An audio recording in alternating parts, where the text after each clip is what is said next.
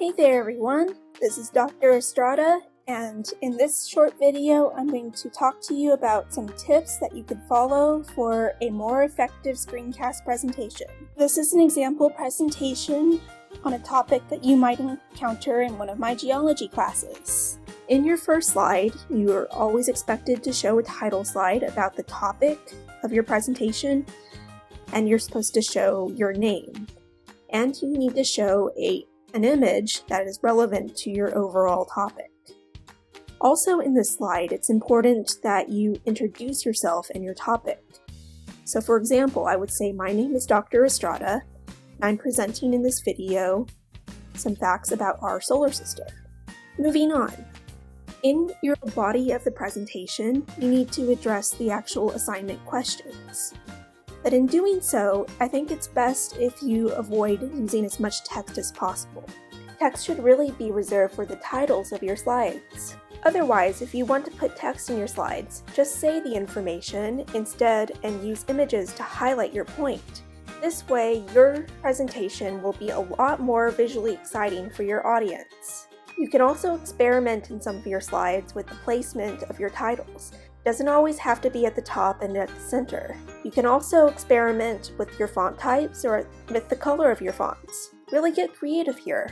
Another thing you can do is expand your image across your slide.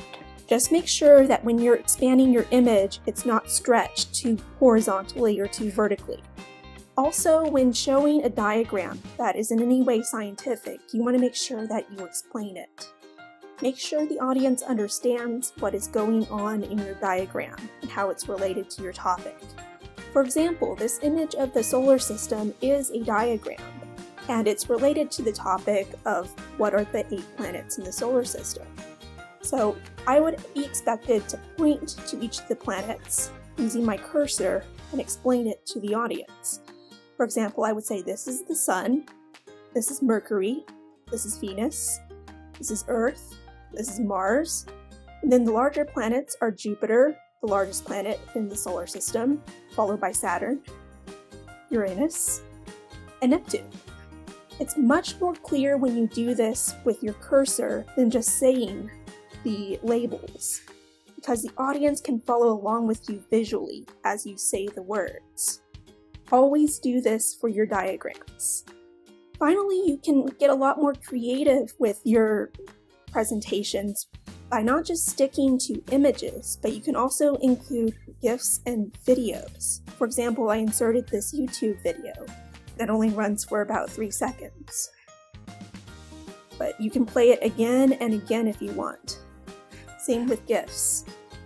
Just make sure that if you insert a video into your presentation, that it only covers a few seconds and that you're narrating over it. You don't want your video to hog the entire time of your presentation, because then we're not really hearing from you, are we?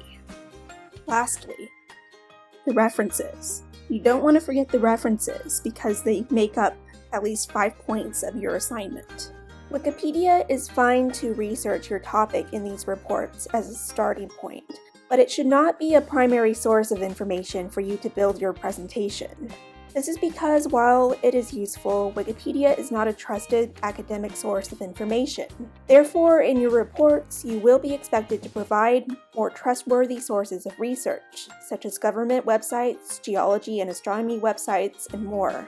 The only type of Wikipedia source in your presentation that is acceptable are images. Please note, however, that Wikipedia is never the author of these images, and you should investigate further the real author who posted the picture by clicking on the image in the Wikipedia article.